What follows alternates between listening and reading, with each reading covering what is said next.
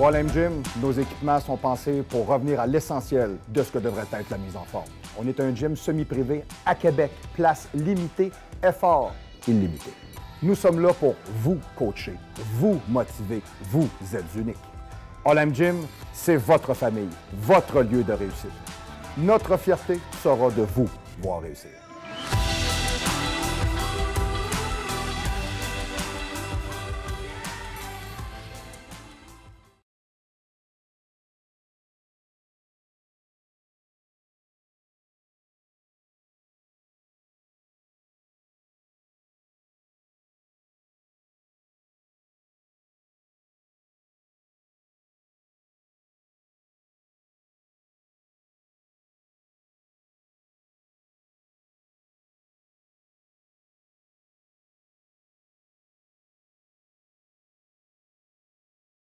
All right, and right it on it. Yes, sir, the fuck it up the minute. Yes, sir, the yes, sir. Bonjour tout le monde et bienvenue au show du pro. Le show qu'on dit les vraies affaires. Alors bonjour tout le monde. Je suis on fire. Yes, sir, je suis en forme. J'arrive de chez la coiffeuse. Je me suis mis beau pour vous. Bon, vous n'êtes pas obligé de me juger pour ça, là. J'ai jamais dit que j'étais beau, c'est pas ça que j'ai dit. Là. Bon, mais tu sais, j'étais allé me faire couper les cheveux. Bon, je voulais quand même avoir l'air d'un humanoïde. Là. Alors, rappelez-vous bien une chose. Si vous êtes en train de regarder le show, c'est peut-être parce que les anabolisants sont aussi obscurs pour vous que t'entends. Oui, parfait. Alors, cette semaine, c'est la deuxième partie de la capsule sur le phénomène par lequel on ne peut pas dissocier les produits dopants du sport. Et je vais vous expliquer pourquoi j'ai encore des trucs qui sont super intéressants. Petit nota bene, en commençant tout simplement en ce moment, OK, parce qu'on est live directement ici du Gym Olympe, yes, le seul gym à Québec, vous êtes capable de lifter en camisole, en torse, à mettre de la craie, bon, peut-être pas en string, on va se calmer quand même, là. Bon, il y a tout de bien des limites, là, excusez. Oui, puis là, Annette, elle a fait sa job, puis monsieur le caméraman, il m'a dit là, il dit arrête de dire des gros mots. Bon, fait que des fois, j'ai tendance à m'emporter parce que je suis heureux dans mon cœur. Alors, je vais faire attention. Alors, au lieu de dire, je sais pas, moi, crise de capoter, bien, je vais dire chasuble de perturber. Hein? Ça serait peut-être mieux. Bon, hein, ça va avoir l'air coincé, mais ça ne sera pas libre. Bon, voilà. Je vais l'essayer, je ne vous garantis rien. OK? Bon, en tout cas, du moins, je vais au moins essayer. OK, promotion de ce temps-ci, 3055 Boulevard Amel, local 114, le Gym Olympe. Motivateur, entraîneur, on fait de la réadaptation physique, on prépare les gens pour des sports en particulier. C'est le lieu pour vous entraîner à Québec. Si vous cherchez un endroit où est-ce que vous êtes directement comme si vous étiez chez vous, mais avec les services d'un pro, 5 h le matin à 11 h le soir, clé électronique, clic, on passe la porte, on rentre, ça se passe au Gym Olympe. C'est chez moi, je vous reçois chez nous, ça va me faire plaisir, on va vous aider parce que notre fierté est de vous voir réussir, right? OK. 29,99 pour les 3 premiers mois, taxes compris, là. Vous n'arrivez pas avec une babelle, hein, c'est plus taxe. Non. 29,99, taxes compris, avec, bon, on met un dépôt pour la clé électronique, là, comme tout le monde va vous demander, ça c'est bien normal. Puis ensuite de ça, ça c'est pour mes 3 premiers mois, puis mes 9 autres mois sont à 49,99, taxes compris. OK, pour un gym semi-privé, c'est pas n'importe quoi. Plus, je vous donne un training valeur 150 $, taxes compris. Vous venez dans mon bureau, je fais le programme avec vous. Je l'ai fait la semaine passée avec Alexandre Vachon. Des particularités physionomiques, hyperlaxes, etc., problématiques physiologiques, etc. Je fais un training qui, comme un saran wrap, se colle directement à votre corps pour faire un bon travail. On est des pros, ça fait 30 ans qu'on fait ça. On est capable de vous faire des belles jobs. Je ne parlerai pas des autres, je ne suis pas là pour ça, je ne descendrai pas les autres pour essayer de me remonter parce que j'embarque pas là-dedans, je ne veux rien savoir, mais je peux vous dire une chose. Mon nom, je ne l'ai pas fait pour rien, je l'ai fait avec mon service, avec mon professionnalisme. Je vous attends chez moi avec mon grand sourire, moi, ma femme, Nils, tout le monde, on vous attend. Monsieur le caméraman aussi vous attend puis il vous aime. Monsieur le régisseur aussi, Annette, tout le monde vous attend, parfait. Alors on vous aime, on est tous là. Bon, voilà. Alors bonjour à l'équipe du show du pro, bonjour tout le monde, merci beaucoup, merci beaucoup. Yes, monsieur le caméraman, aujourd'hui, il se fait en gueule, je ne sais pas pourquoi. On dirait qu'il est content. Pas eu de dépliant à aller passer nulle part. Non, bon, c'est bon, parfait, ça calme les nerfs, hein? OK, parfait. La capsule cette semaine, je vous dirais ce que je fais aussi. Je vous parle de mon training à 8,99. On a quand même des gens qui sont abonnés pas mal, quand même, dans l'ensemble. Je vous dirais, ça monte tranquillement, mais c'est intéressant. Hey, sérieux, là, manger une volée à 8,99, ça coûte pas cher. Il y a du monde qui se font écœurer pour plus que ça, là. Tu sais, hey, tu me dois 200 pièces de poudre, paf! Bon, ben moi, 8,99, paf! OK, moi, c'est direct ça. Pas plus cher que ça. Et ça fait le job et ça vous met en santé. Allez sur le site www.marc-antoine-grondin.com. Des protocoles, des trainings, de l'alimentation, des protocoles de stéro. Vous avez tout pour vous mettre en grosse shape et le faire correctement. C'est super important, OK? Suite à ça, évidemment, ben oui, on en parle tout le temps. On en parle depuis environ peut-être un mois. Oui, le 9 et le 10 de décembre cette année 2017, je serai à Besançon. Le gym comme tel, je ne le sais pas. Je suis au Feel Good Sport, je suis à l'Orange Bleu, je ne le sais pas. OK? On s'en va là-bas avec Alex Maréchaux. On donne des conférences là-bas pendant 2 jours. Le sujet principal, la motivation, quelle est-elle? Je vais donner ce qu'on appelle un cours magistral théorique et je vais donner une partie pratique dans laquelle je me ferai plaisir de ramasser quelqu'un et de le ramasser solide, OK? Pour lui donner des courbatures pour qu'il fasse plus dur, right? OK? Ça va bien faire. Donc, la capsule... Hein? Ben oui, mais là, c'est sûr, c'est toujours ça, faut que tu te dises, gros. C'est pas plus lourd, c'est pareil, c'est la même affaire. Je me suis dit ça un matin, puis ça marchait. Yes, OK, yes. Alors, cette semaine, j'ai un client qui m'a envoyé un courriel. Il s'appelle Michael Bouchard. Il m'a envoyé un courriel cette semaine, puis il m'a envoyé un cheer-up. Ça me fait toujours du bien, moi, de me faire encourager un peu dans la vie, parce que tout le monde prenne pour acquis que, ben oui, mais toi, t'avances dans... Non, t'as peu. Moi, il y a ma femme qui m'encourage dans la vie. C'est d'ailleurs mon plus grand admirateur. Il y a monsieur le caméraman, puis il y a monsieur le régisseur. Alors, eux autres, ils m'encouragent toujours beaucoup parce qu'ils veulent être payés. Hein, ça, c'est bien important. Ça, c'est bien important. Puis, non, ces gens-là embarquent dans l'équipe de toute façon. Puis, ben, ça me fait toujours du bien, une fois de temps en temps, de me faire dire, M. Grondin, vous faites du bon travail, merci beaucoup, vous nous donnez un coup de main, on apprend plein de choses. Alors, Michael Bouchard, cette semaine, la capsule, it's for you, my friend. OK. Donc, petit détail aussi, OK, on vous donne toujours toutes les notifications, les numéros de téléphone du gym, etc. Là, on a un courriel pour le gym. Le info en commercial, Gym Olympe, O-L-Y-M-P-E, il y a un E à olympe.com, c'est bien .com, c'est bien ça, parfait. Alors, info en commercial, gymolympe.com. Toutes les questions relatives aux abonnements, vous cherchez un gym, vous voulez vous entraîner, vous abonner, écrivez au courriel. Donnez-nous des nouvelles, ça va nous faire excessivement plaisir de répondre à tout ça. Je donne toujours un essai à tout le monde de toute manière. Tous les gens qui viennent, j'ai des gars en fait, cette semaine, j'ai des gars du Saguenay, ils sont descendus du Saguenay venir s'entraîner. Hey gros, on a entendu parler de ton gym, on va venir voir ça. Les gars sont venus faire du pec, ils ont trippé au bout, ils sont partis à côté, t'es heureux. Il y avait une veine sur le pec, t'es content. Et voilà, yes, ça n'a pas pris grand-chose. Donc, moi, je vous dirais, ça c'est bien important. Puis, OK, oui, bien important aussi. Si éventuellement, vous pensez peut-être vouloir devenir un commanditaire du show du pro, vous voulez vous faire voir, vous avez des logos, vous avez, bon, écoutez, toute ce monnaie est dans la vie, right? Mais j'ai un mur ici en arrière, puis c'est pas pour rien qu'on a pris cet endroit-là. Si vous voulez devenir commanditaire officiel, vous êtes une compagnie d'alimentation, de suppléments, de pièces d'auto, de peu importe quoi, on va parler de vous, on va vous faire de la pub, on va s'organiser ensemble, on met vos cresses directement en arrière de moi et 52 semaines par année, on vous voit la face devant 8000 personnes. C'est quand même pas si mauvais. Une affaire aussi que j'ai bien appréciée, c'est mon chum, Frank Allegra. Salut mon âme, yes, c'est Chewbacca qui m'a envoyé ça avec le plus ou moins tatoué Julien Cabanel. Les gars, ils ont trouvé ça bien drôle que je fasse des jokes la semaine passée avec le dépoilage, du Propecia, de la perte de cheveux, du bon, tu veux dire. Elle goûte juste les fruits. Elle goûte pas le fucké. Jusqu'à date, ça part très bien. Voilà, parfait. Alors, il n'est pas supposé avoir personne qui a mis quelque chose là-dedans. Donc, Frank, il m'a envoyé ça parce que j'ai parlé du scandale Festina dans les Grands Prix cyclistes. Et il m'a envoyé ce qui suit. OK? Écoutez bien ça. C'est intéressant parce que c'est Frank qui m'a dit, il faut que je t'envoie ça, tu vas être mort de rire. Alors, Frank Allegra de chez Westside Nutrition. Yes, sir. Tous les suppléments que vous avez achetés en Europe, vous contactez Westside Nutrition. Il y a une page Facebook. Pas compliqué. Westside Nutrition, vous allez là. Et là, vous arrivez sur un barbu qui est pipé qui va vous dire, hey man, j'ai de quoi pour toi. OK? Ben, il vous le dira peut-être pas comme ça. Ouais, je crois que j'ai un supplément pour toi là. Ouais, ça va le faire. Ça peut ressembler à ça un peu, mais bon. J'ai même un client européen l'autre jour, il dit coach, il dit quand t'imites les Français, il dit c'est pourri, il dit excuse-moi pour le pavé, mais bon. Écoutez, je vais vraiment faire mon maximum, là, c'est parce que des fois je niaise un peu avec ça. Là. Mais bon, dis-moi, écoutez, il y a toujours un peu de vérité dans l'humour, et voilà. OK. Donc, écoutez bien ça. Le laboratoire antidopage français provisoirement suspendu en raison d'une contamination des échantillons. Alors, c'est pour donner suite à ce que je vous ai dit la semaine dernière. Le laboratoire de Châtenay-Malabry a été suspendu par l'Agence mondiale antidopage à la suite d'une contamination d'échantillons par des prélèvements chargés en stéroïdes. Bon, jusque-là, tout va bien. Okay.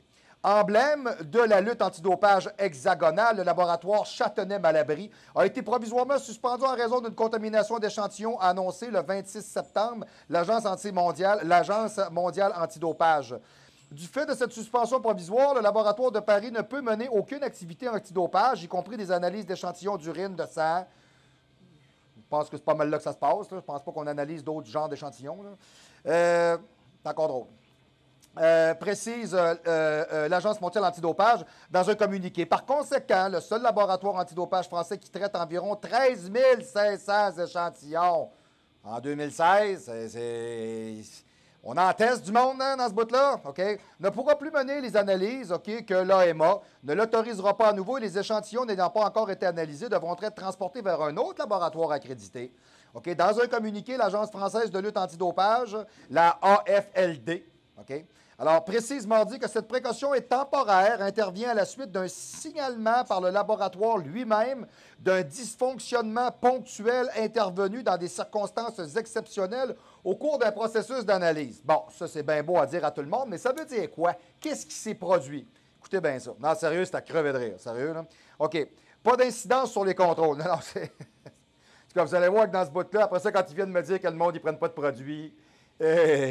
excusez, là, je suis en train de m'enfarger. J'ai une graine dans l'œil, elle est grosse de même. Là, OK, right. OK. Rappelant qu'aucun sportif n'a été sanctionné à tort à la suite d'un résultat d'analyse anormal établi. Par des soins, l'AFLD précise que cette suspension ne concerne pas son activité de contrôle sur les sportifs à laquelle se poursuivra normalement. L'incidence à l'origine de la suspension est survenue après une opération de contrôle d'envergure menée au printemps, OK, dans le milieu du culturisme, a confié l'agence France Presse le secrétaire général de l'AFLD, Mathieu Théoran. Il doit être super fin. OK, alors, parlant d'un épisode exceptionnel, écoutez ça, concrètement, la concentration en stéroïdes de certains échantillons était telle qu'elle était jusqu'à 2 fois supérieure à un contrôle positif classique, qu'elle a contaminé un robot d'analyse malgré les procédures de nettoyage habituelles, a expliqué M. Théoran. Cet incident unique a concerné 2 échantillons contaminés à leur tour, a-t-il ajouté. Donc, il y avait tellement de sauce dans l'échantillon que le robot a blowé out. OK, right, c'est bon. OK, c'est dit, on l'a dit. On le sait, on dit pro. On est encore capable de vous surprendre. Merci, Frank, t'es un chef. C'est-tu le fun d'avoir des plugs directement in Europe? Yes, sir. Parle-moi de ça, mon Frank. T'es un king, man, yes. Je suis le Yoda et tu es le Chewbacca du training, man. Parle-moi de ça. Alors, une telle mesure de suspension de la part de l'AMA n'est pas rare, mais il s'agit d'un coup dur pour l'Agence antidopage française, 2 semaines après la désignation de Paris comme la ville hôte des Jeux olympiques d'été 2024. OK, en pointe dans la lutte contre le dopage entre les années 90 et 2000, ayant participé à de grandes batailles antidopage contre les cyclistes Lance Armstrong et Floyd Landis, le laboratoire Châtenay-Malabry a peiné ces dernières années à se maintenir au sommet. Okay? Surtout, cet épisode remet en lumière les difficultés du laboratoire français reconnu pour avoir mis au point le premier test contre le PO et va reposer la question, des moyens de l'AFLD, okay, de son laboratoire qui emploie une quarantaine de personnes qui, ma foi, si ça continue comme ça, vont se retrouver au chômage. Et voilà. Bon.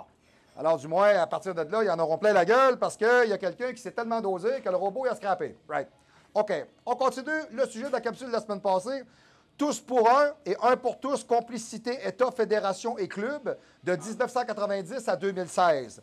Aux États-Unis, à la suite de l'affaire de blanchiment de contrôle positif de la Fédération américaine d'athlétisme, révélée par le cas de Jérôme Young en 2003, le Comité olympique américain a reconnu en 2003 que depuis les années 80, 24 athlètes ont gagné des médailles olympiques après un contrôle positif laissé sans suite. Okay? Ça valait la peine de tester. Alors, il faut y ajouter les 9 contrôles positifs mystérieusement disparus lors des Jeux olympiques d'été de 84 à Los Angeles. Ils viendront nous dire après ça qu'on n'est pas drette. OK. Dans les années 90, les résultats des Chinois en natation. Hey, ça devait être bon. Ça surprend. Ils surprennent. Ben oui. Une trentaine, pas 2, là. Une trentaine de nageurs chinois. OK, alors une trentaine de nageurs chinois furent contrôlés positifs par la découverte le 8 janvier 1998 par les douanes australiennes de la somatotropine. Ben oui, on connaît ça. Nous autres, c'est de l'hormone de croissance indétectable. J'en ai jamais vu encore. OK? Dans les bagages de la nageuse Yang. Et ben là, ça s'écrit 2 fois pareil. Je sais pas c'est quoi le trip d'appeler son enfant le même nom de famille. C'est comme si moi, je m'appelais Grondin. Hein? Ou bien monsieur régisseur. Hein? C'est ça, yes. Ou Malosinus. Hein? C'est bon. C'est pas bon, hein? C'est encore assez redondant. Vous êtes sûr sur votre baptistère, vous étiez à jeun? Oui. Alors, le 18 juillet 2016, un rapport de l'AEMA révèle l'existence d'un véritable dopage en Russie. Allez, on est tous surpris.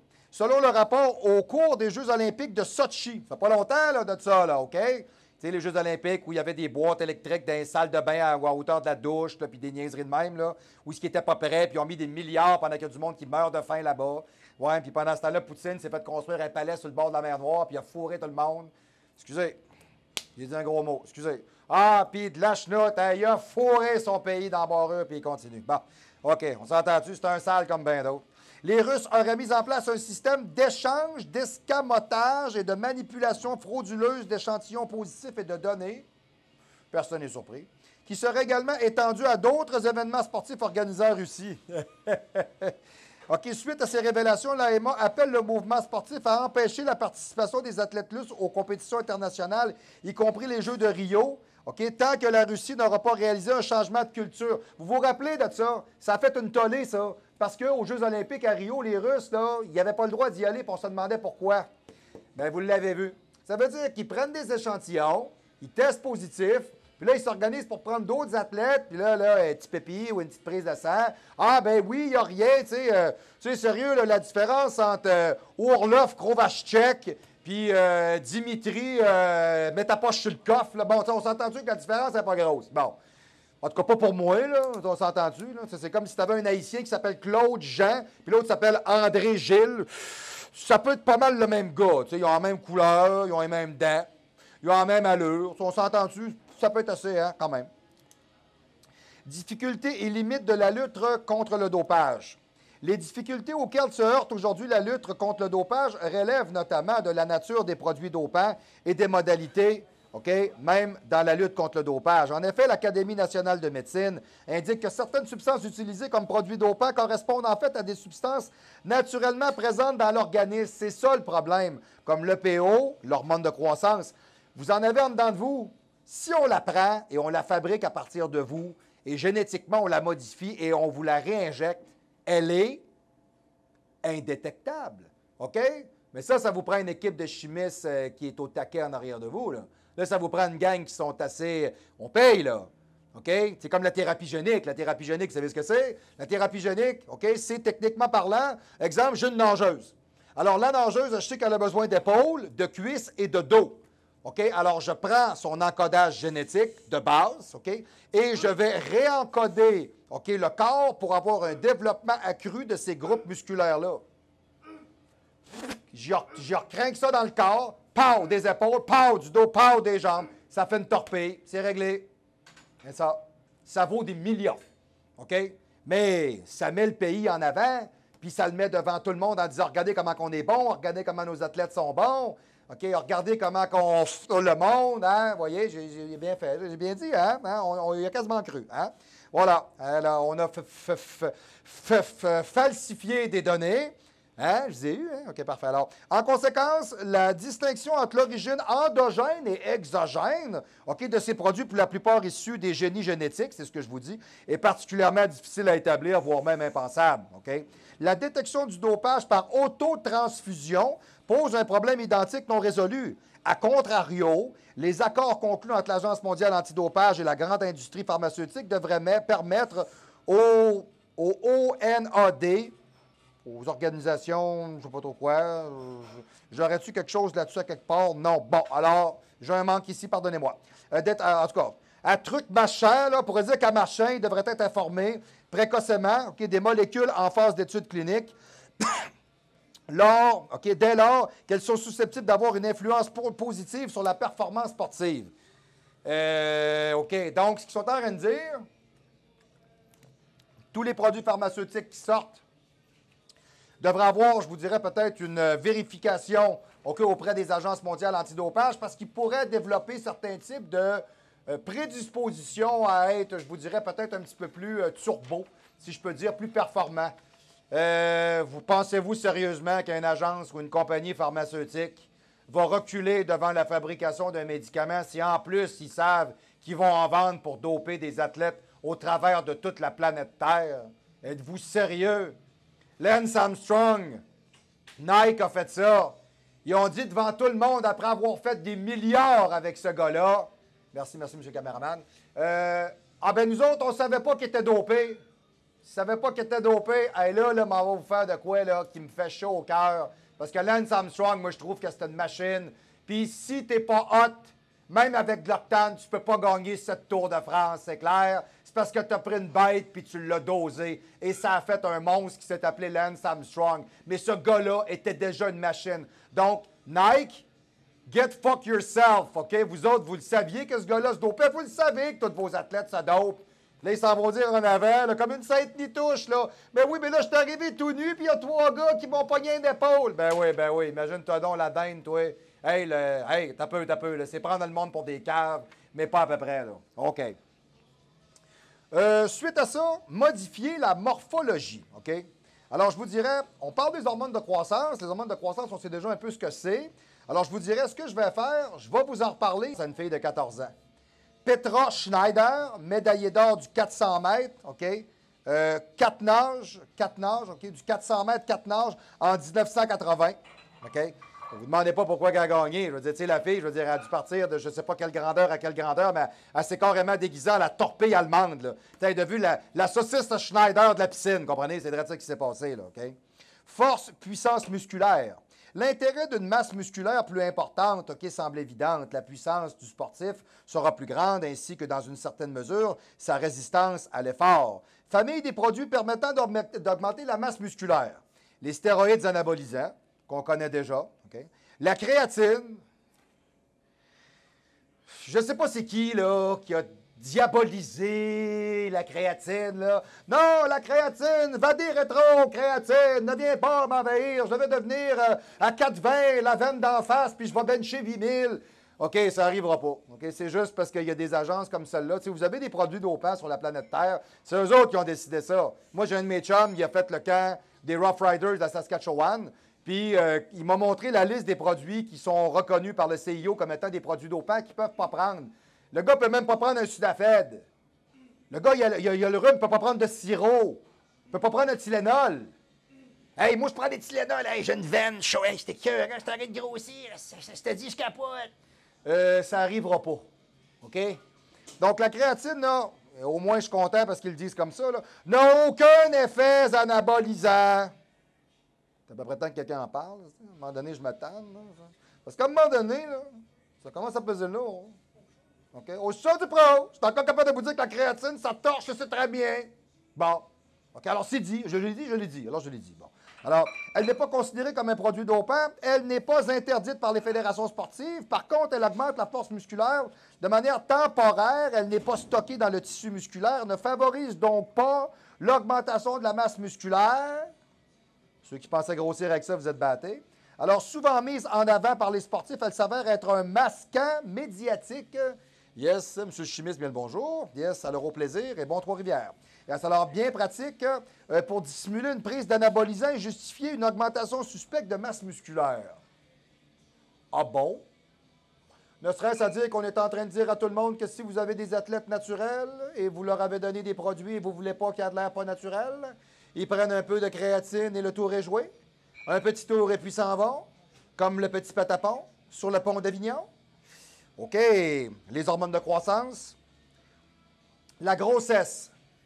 Ouais, je vais vous faire capoter. Famille des produits permettant d'augmenter la masse musculaire, la grossesse. Vous allez me dire, coach, c'est quoi le rapport? Écoutez ça, la première fois que j'ai lu ça, j'ai failli vomir. La grossesse aurait même été une méthode utilisée par certaines athlètes soviétiques et est-allemandes pour bénéficier du climat hormonal d'un début de grossesse. C'est pas une joke ce que je lis là. Ces jeunes sportives auraient subi ensuite une IVG. C'est un avortement. Carrément, c'est une grossesse interrompue. OK? OK, après les épreuves. En effet, en début de grossesse, la masse sanguine augmente proportionnellement à la quantité globale d'hémoglobine et de plasma sanguin, ce qui aboutit à un meilleur transport d'oxygène dans le sang sans modification des hématocrites. Les chercheurs ont montré une augmentation de la volémie entre 40 et 50 comparée aux femmes non enceintes. Ces auteurs relatent également une augmentation du volume de globules rouges qui cause une diminution d'hématocrite et d'hémoglobine qui peuvent entraîner à leur tour une anémie de grossesse. Relatent des adaptations inspiratoires, dont des modifications du volume pulmonaire et des mécanismes inspiratoires causés par l'élargissement de l'utérus.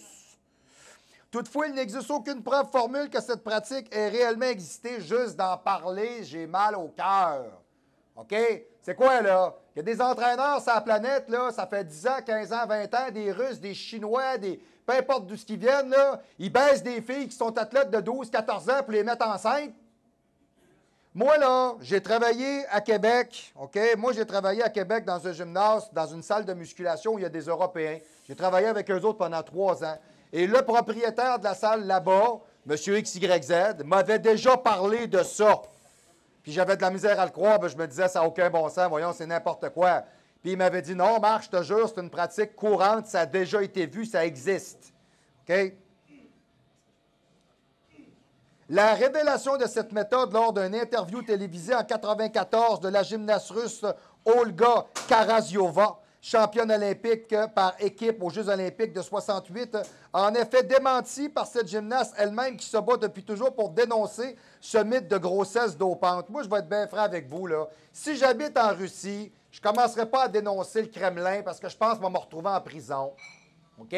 C'est ça, la vérité. Puis la vérité, c'est qu'il y en a qui sont prêts à faire les pires cochonneries qu'il n'y a pas, parce que derrière le rideau de fer, tu n'as pas de vie. Quand tu gagnes une médaille, tu deviens millionnaire et tu es quelqu'un. Pensez-vous que les gens qui sont là, ils ne veulent pas sacrer le camp de là? OK? Ils sont prêts à faire n'importe quoi. Alors, les femmes sont même prêtes à se faire mettre en cloque pour aller faire un championnat d'athlétisme puis se faire avorter. Excusez, je vais le dire juste une fois, là. Tabarnak! OK? C'est complètement débile. OK? Mais c'est relaté. Right? Augmenter l'oxygénation. Le salbutamol, ça, je vous en ai déjà parlé, ça, c'est un peu dans le même genre que le ventipulmin. OK, alors là, on parle vraiment des pompes d'as, OK, right? OK, est très utilisé dans le monde du sport. Environ 70 des sportifs des Jeux de Lillehammer, en 1994, avaient un certificat médical qui les autorisait à prendre ce médicament afin de soigner leur asthme. Hey, ça veut dire que quoi? Tous les athlètes qui étaient là, ils étaient tous asthmatiques. Eh oui, hey, on a 3000 athlètes, on a 2500 asthmatiques. Hey, vous êtes chanceux de faire du sport, vous autres, vous êtes encore assez réchappés. Hein? Malade, OK? De même que 87 des sprinteurs aux Jeux d'Atlanta, c'est écœurant, alors qu'il n'y a que 2,7 d'asthmatiques dans la population globale. Donc, ce qu'on est en train de dire, c'est que tous les asthmatiques de la planète étaient là, cette journée-là, à ces Jeux-là. Vous croyez ça?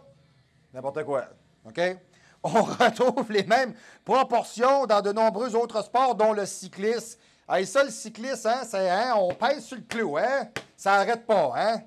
Écoutez, c'est parce qu'il faut que vous sachiez une chose. Monter des crans à 30 degrés, à 25-30 km/h pendant 3 heures, puis débarquer du bicycle, ça le mettre sur l'épaule pendant que le Kodak arrive. Oui, ça a bien été. Ouais, ça a été super, là, ouais, c'est trop facile. Là. OK, c'est impossible. C'est impossible. Il n'y a pas un être humain. C'est extraterrestre. C'est comme quand vous regardez Monsieur Olympia, c'est extraterrestre. Tu sais, je regardais cette semaine, je suis tombé là-dessus, je suis tombé sur un vidéo de Marcus Rowell. Marcus Rowell qui se tient encore en excellente condition, soit dit en passant. Toujours très gros.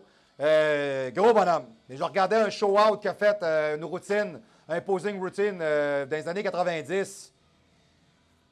C'est un martien. Vous regardez ça, puis qu'est-ce que ça? Hein?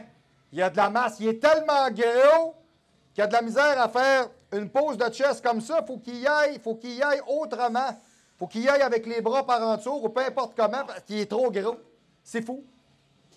Tu sais, la fameuse photo de Marcus Rowell là, qui est assis de côté là, sur un mur, là, puis il est tapé de même. Là.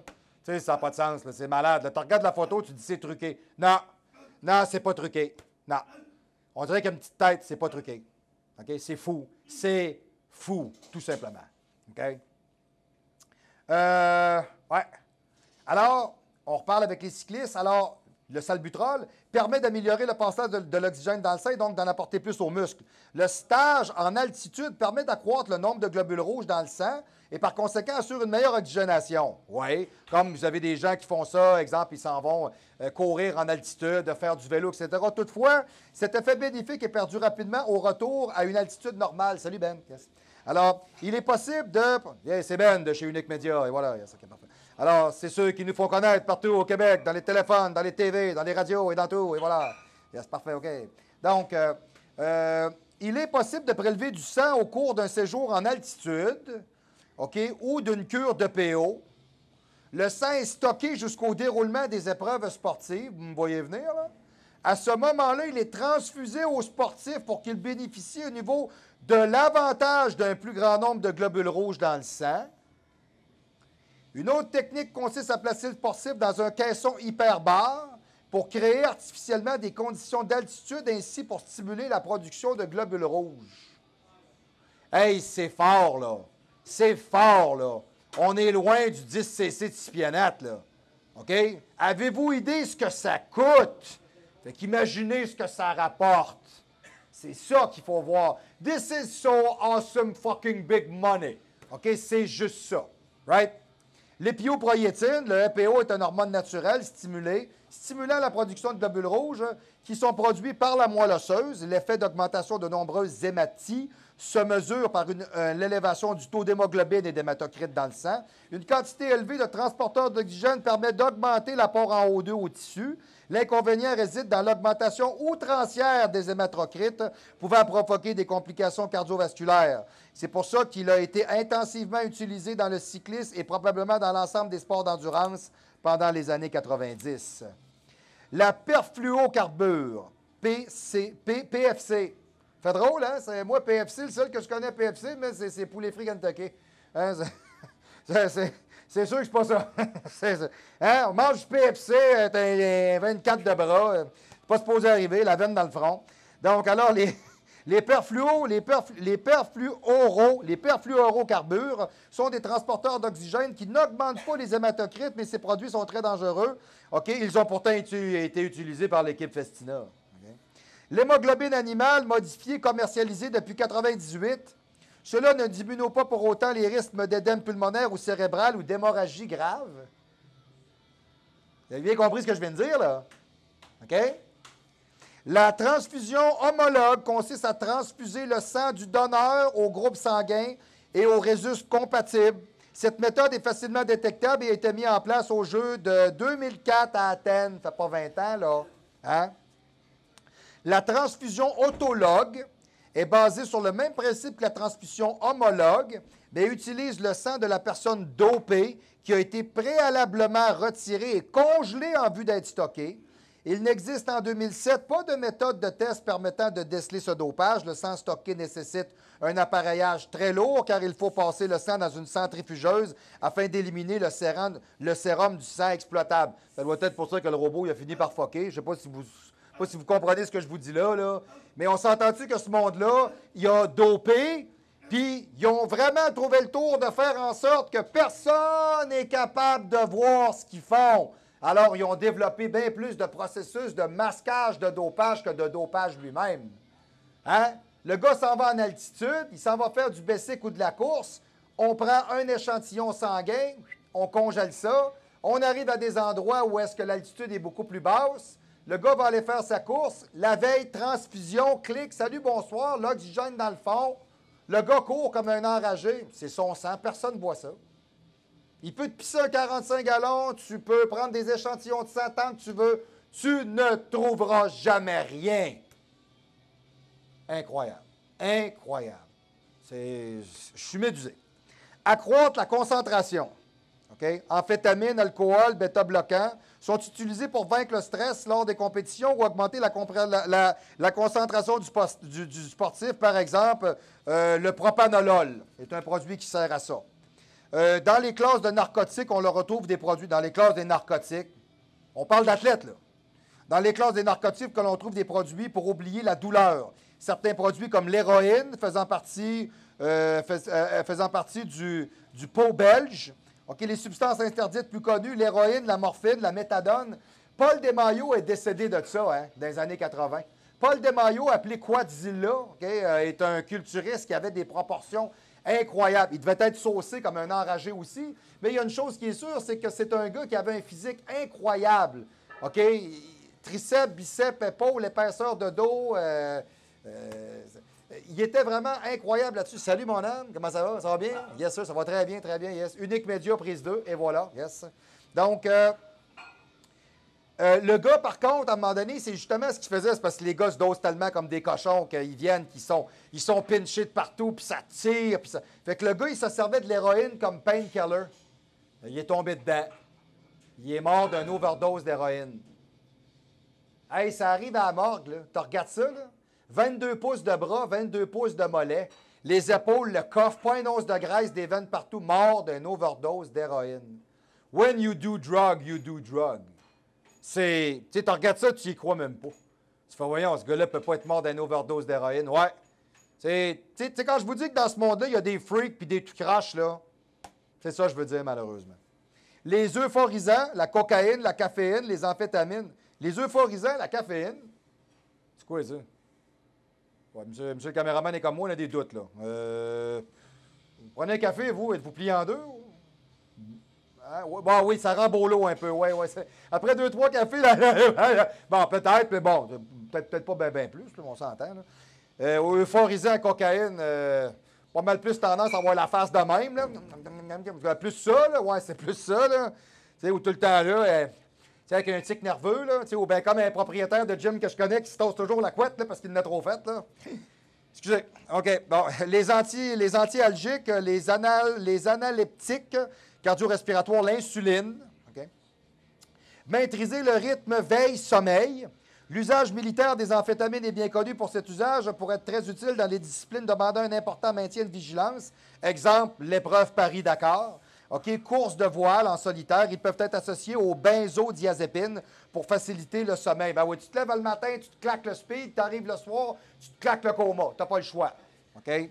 Perte de poids. Les diurétiques permettent des pertes de poids rapides, du poids par l'urine. Cela est très utile dans les sports où on rentre dans des catégories de poids comme la boxe ou lorsque celui-ci est un handicap, l'aviron, l'équitation. Les diurétiques sont également utilisés comme très bons masquants. OK, la créatine masquant et les diurétiques masquants. On retient ça. C'est bon. Non, tu sais, des fois, hein, c'est un highlight qu'on se donne, OK? Donc, ils permettent de diminuer la concentration des produits dopants détectés dans les urines, mais leur usage n'est pas sans risque. Évidemment, on a vu, exemple, Momo Venezia est mort déshydraté. OK, exemple. Tu peux y aller, Guillaume, gêne-toi pas, garde-toi, vas-y, c'est bon, yes, c'est Guido, man, yes. C'est Guillaume de chez Unique Média, lui-même. Unique. Il est unique, effectivement. Voilà. Alors, problème cardiaque, rénaux, déshydratation, crampes.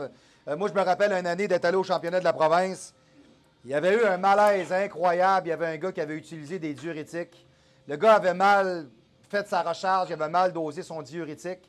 Vous êtes en arrière dans la chambre de pompe, là, vous êtes en train de vous craquer, là, puis vous avez un gars là, qui est couché avec une perfusion, l'ambulance est là, et le gars ne fait que hurler de douleur.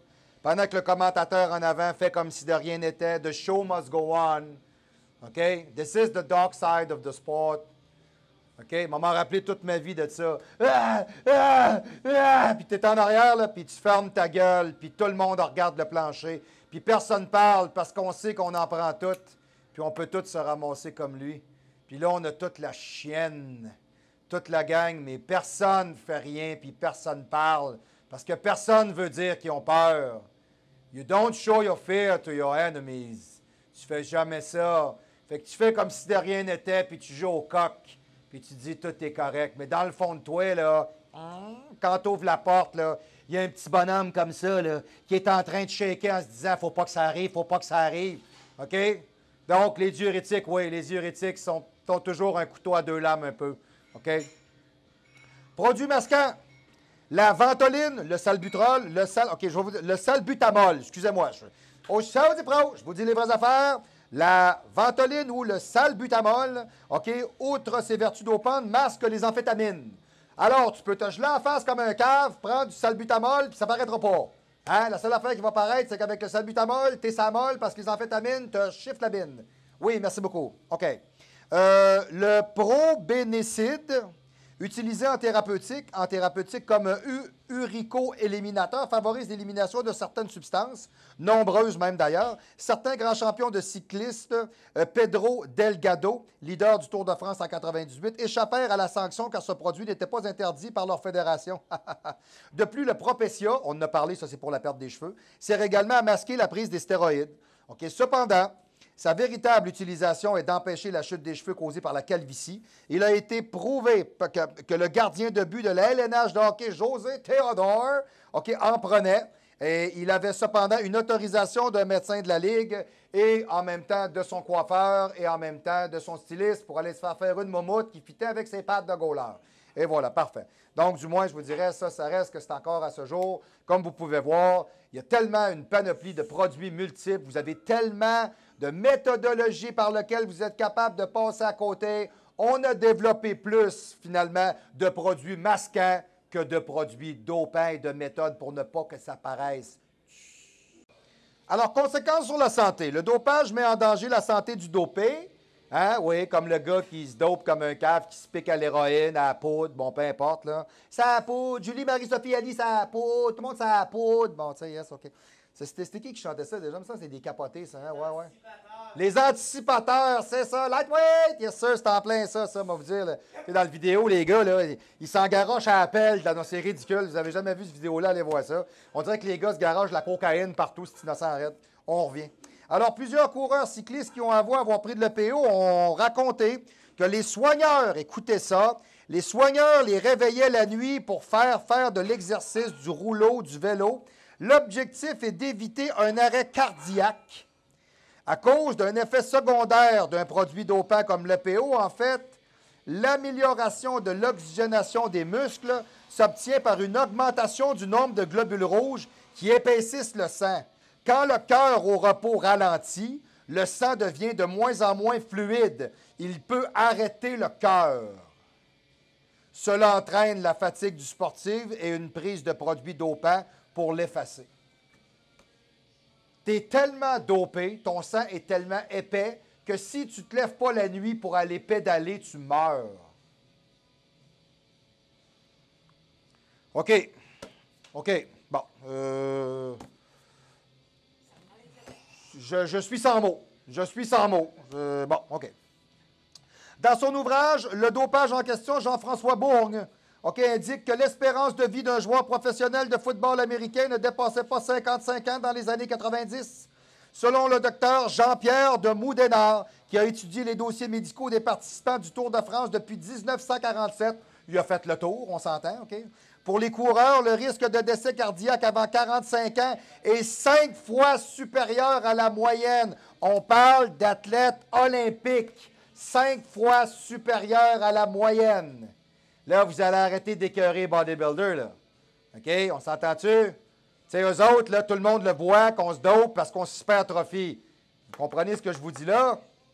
OK? Et on n'en fait pas exempt. Ça veut dire que les clowns qui se dosent comme des imbéciles à prendre n'importe quoi, votre espérance de vie est courte parce que les gars des années 90-2000 se mettent à tomber comme des mouches. Puis les gars des années 2000, là, comme Big Vomi, là, puis Phil Heath, là, puis tout, j'ai hâte de voir ce qui va arriver parce que Ronnie Coleman, il est fini raide, OK? Donc, moi, j'ai hâte de voir qu'est-ce qui va arriver avec ces gars-là. Parce que c'est drôle, hein? Sylvester Stallone, puis Arnold Schwarzenegger, puis Dave Draper, puis, mon Dieu, comment est-ce qu'il s'appelle, lui aussi? Robbie Robbins. C'est drôle, ces gars-là sont tous vivants. Ils sont tous vivants, puis ils sont tous en condition. Il y a quelqu'un, à quelque part, qui a pris quelque chose de trop. OK? C'est trop, c'est comme passé. Si ça te prend ça pour te développer, je sais pas. Peut-être que c'est pas pour toi. C'est peut-être ça la vérité aussi. OK? Tu sais, moi, là, je veux dire, moi, je m'en vais en championnat, là, OK? Un cycle pour un professionnel. Un bodybuilder professionnel, un cycle de 16 semaines avant un championnat, va lui coûter en moyenne entre 8 et 20 000. Vous avez très bien compris ce que j'ai dit. Je ne sais pas comment tu te payes ça. Je ne sais pas si tu travailles, tu dois en vendre. Ou tout simplement, si tu n'en vends pas, ben, tu fais des affaires qui sont bien payantes, vite. Hein? T'sais, ça n'a pas été rare qu'on a entendu parler qu'il y a du monde qui se met à quatre pattes pour être capable de se payer de la sauce. C'est plutôt douteux. Sugar Daddy, Sugar Mommy. Hey, le gars, il a 25 ans. Moi, j'ai budget limité. Ben oui, lui, il se fait pousser dans le derrière par l'autre à 65 ans qui est bandé sur lui. Ouais, ça a de la classe, là. Ça a de la classe, là. La fille de 27 ans, elle, qui veut faire bikini fitness, hein? Elle veut se payer un kit à 15 000, puis elle veut être super belle. Hein? Puis elle pense juste à ça, puis à son maillot, puis elle se fait bip, bip, bip, bip, bip. Ben, c'est ça. Elle est prête à aller se mettre en dessous du bureau, là. Puis elle dit, ah ouais, let's go. OK? C'est ça. Ouais. C'est parce que ce monde-là, il s'entraîne 2-3 fois par jour. Tu travailles pas. Tu te payes ça comment? Voyons, tes suppléments, tout ton appart, ton champ. OK? Vous vous arrêtez à ça à un moment donné, là. Alors, comment vous faites pour vous payer ça, puis être aussi fessé? Hey, 20 000 $, mettons, pour 16 semaines. Hey, sérieux, là. Pince-toi, là, puis allume. J'espère que tu es capable de me dire que ton 20 000 te rapporte 45-50. J'espère pour toi que c'est ça. Parce que si c'est pas ça, t'es, d'après moi, le pire abruti que j'ai jamais vu de ma vie, le pire investissement possible. Achèteriez-vous une maison, OK, que vous payeriez 40 000 $, puis que vous êtes capable, dans 2 ans, de revendre 5 000 $? Hey, c'est un bon deal, chérie, on va s'acheter ça, on va pas se payer un cabanon. Ben non, personne va... C'est ça que vous faites. Puis pire que ça, plus innocent que ça se pique à côté du 100 000 par année dans le cul, puis ça se retrouve avec une maison, puis un char, puis une Corvette Z06, puis ça habite un 4,5 avec un Ford Taurus 83 fini, c'est habillé comme la chienne à Jacques. Mais ça fait un panier d'épicerie gros de même, puis ça a 24 pouces de bras, puis ça a de la misère, mais ça a une shape. Ça a une shape. Moi, je pense que c'est un juste milieu. Tu sais, je veux dire, j'ai l'air sévère, puis je vous le caricature beaucoup, là. Mais c'est vrai.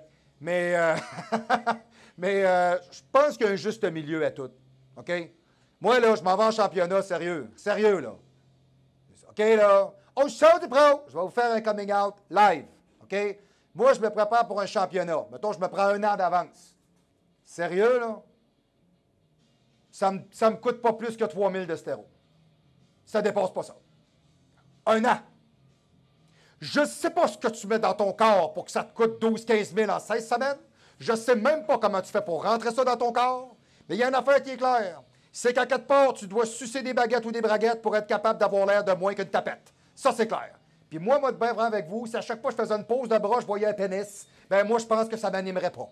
Hein? Bon. Excusez. Bon, hop, c'est dit, je l'ai dit. Et voilà, je l'ai dit. Et voilà, excusez. Bon, OK. On continue. En 2012, les Kenyans ont été les athlètes les plus contrôlés de la Fédération internationale d'athlétisme, la IAAF. Ils ont subi pas moins de 348 tests, soit 14,7 % du total de tous les contrôles demandés. OK? Le deuxième pays le plus contrôlé a été la Russie avec 336 tests, qui représentaient 14,2 %, suivi des États-Unis à 222 tests, ce qui représentait 9,4 %. L'Éthiopie à 171 tests, à 7,2 %. Hey, ils ont-tu hâte de sacrer le camp de ce pays de marde-là, tu penses, toi? Hey, 171 tests.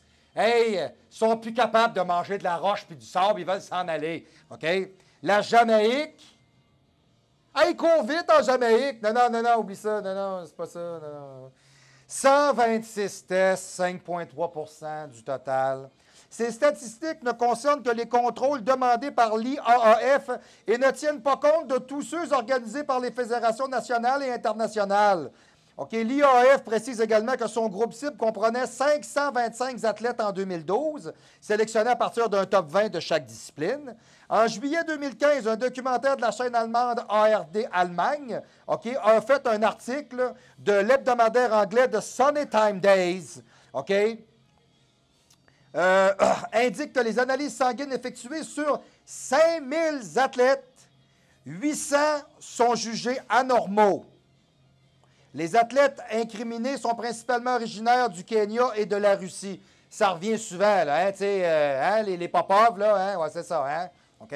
Donc, les championnes russes Maria Savinova et Anastasia Bazdireva. Excusez, hein, on dirait une affaire de danseuse. Hein, et ce soir, la séduisante pour vous, Anastasia Bazdireva. Et voilà.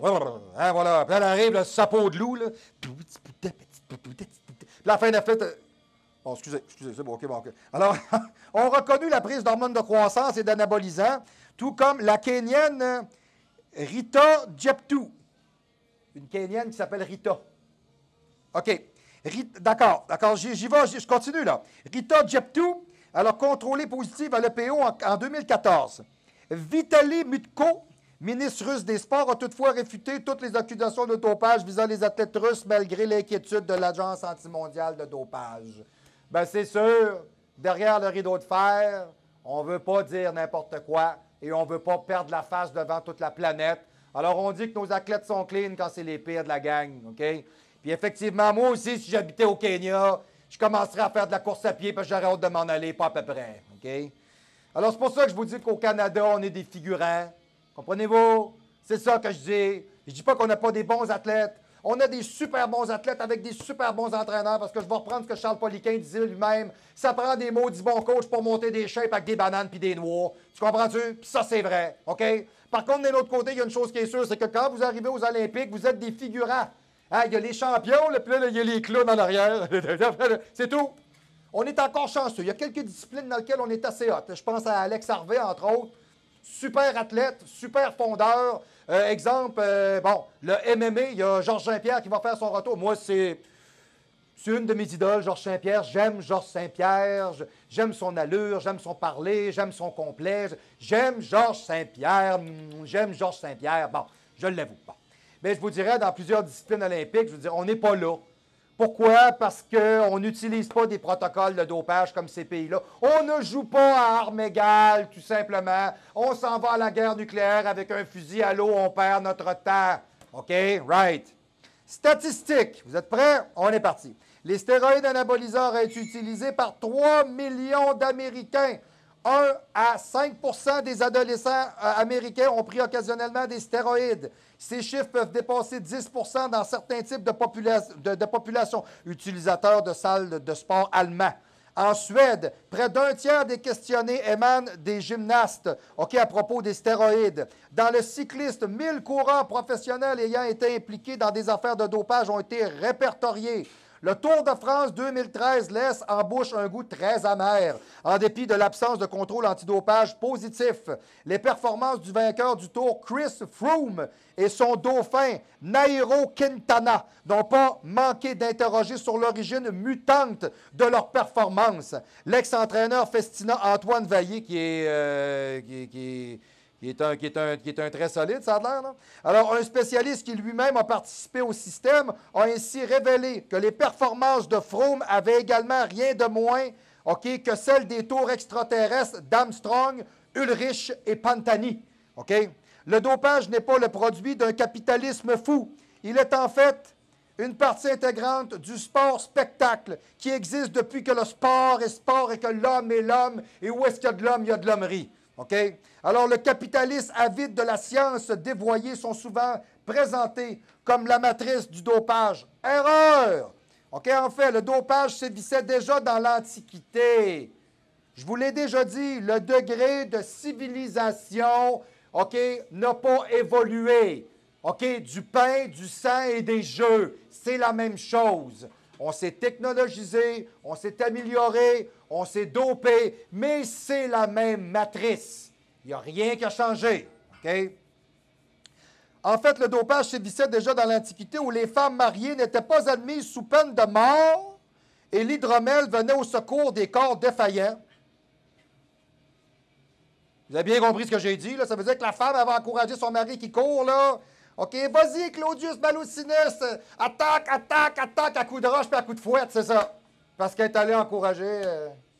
Bon, OK, en tout cas, j'espère que ça ne reviendra pas à mode parce que ça va m'inquiéter, là, quand même. Là. Bon, quoi qu'il y en a, en tout cas, on n'embarquera pas là-dedans. Là. Bon, OK. Alors, mais il y a.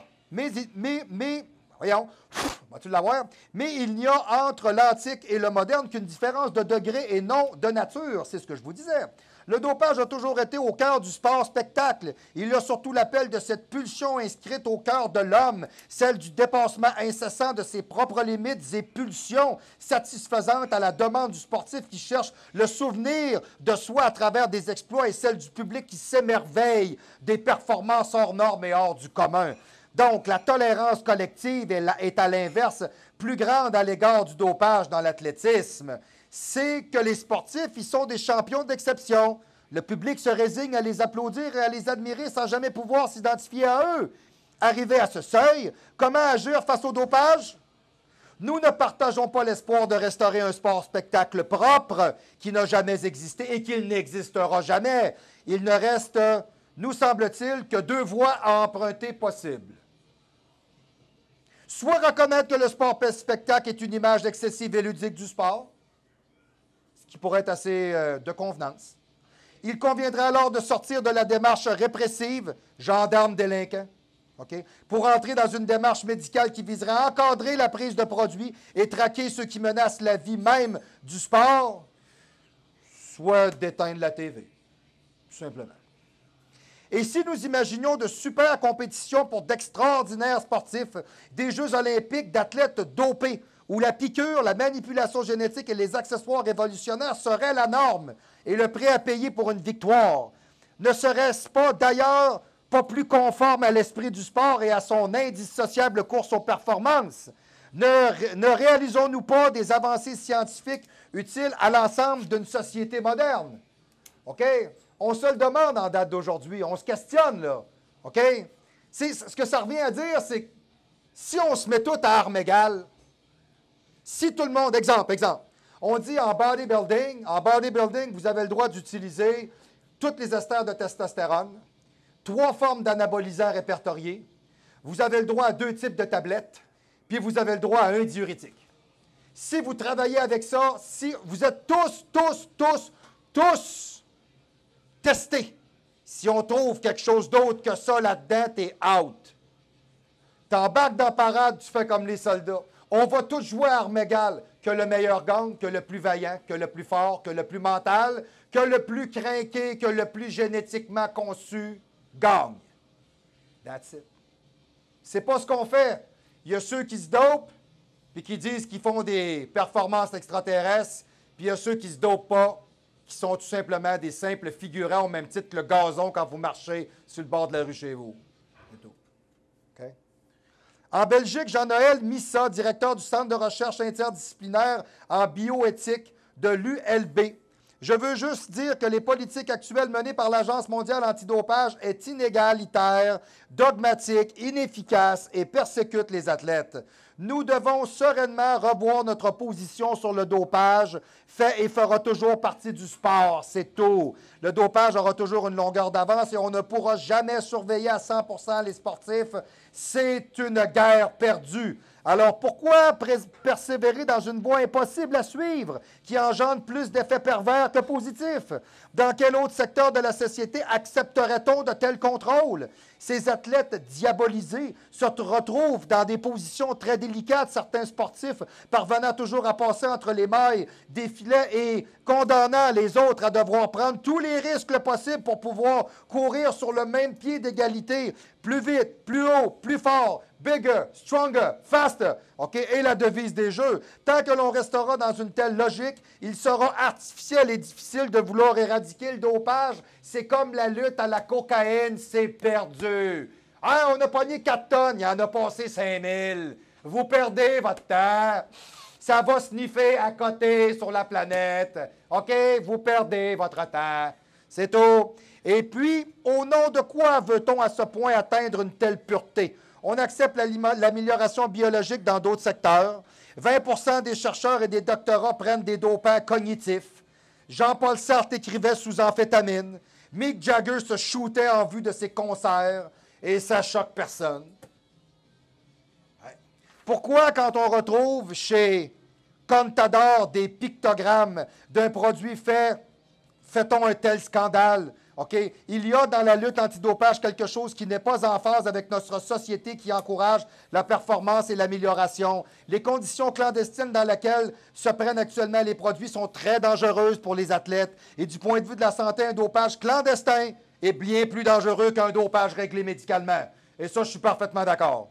Mais tout dopage est-il dangereux pour la santé? Cela n'a jamais été démontré puisqu'il est très mal vu de se pencher sur la question et de remettre en cause la logique de l'AMA. Au contraire, après une longue compétition, la prise d'une petite quantité de PO, par exemple, permettra à un sportif de récupérer beaucoup plus facilement. Il serait important de se pencher sur la question. Bien entendu, une légalisation partielle engendrerait d'autres problèmes, mais d'en accepter certains en vérifiant les paramètres biologiques qu'ils induisent soient compatibles avec un bon état de santé supervisé médicalement. Okay? C'était d'ailleurs le point de vue controversé du point de vue adopté par Samaranch, ancien président du CIO en 1998. Je n'ai pas de solution miracle à proposer, mais je voudrais juste que l'on sorte de l'hypocrisie autour du sport et du dopage dans laquelle nous nous sommes plongés et prolongés. Okay. Donc, attendez un peu. Oups. Attendez un peu. Oh, là, je suis batté, là, parce que là, je cherche ma feuille. Excusez-moi, chers téléspectateurs. Yes. Ah, OK. Et pour finir la capsule d'aujourd'hui, dites-vous une seule chose. Si vous êtes en train de regarder le show, c'est peut-être parce que vous vous demandez quel produit vous allez prendre pour que Marcus Roule ait l'air d'une mouche à côté de vous et que ça fasse pas trop louche. Alors, c'était la capsule pour cette semaine. Toutes les autres sujets s'en viennent. We are on the fucking way and we give you news. On est toujours sur le fait. On vous aide, on vous donne des conseils et on revient la semaine prochaine au show du pro.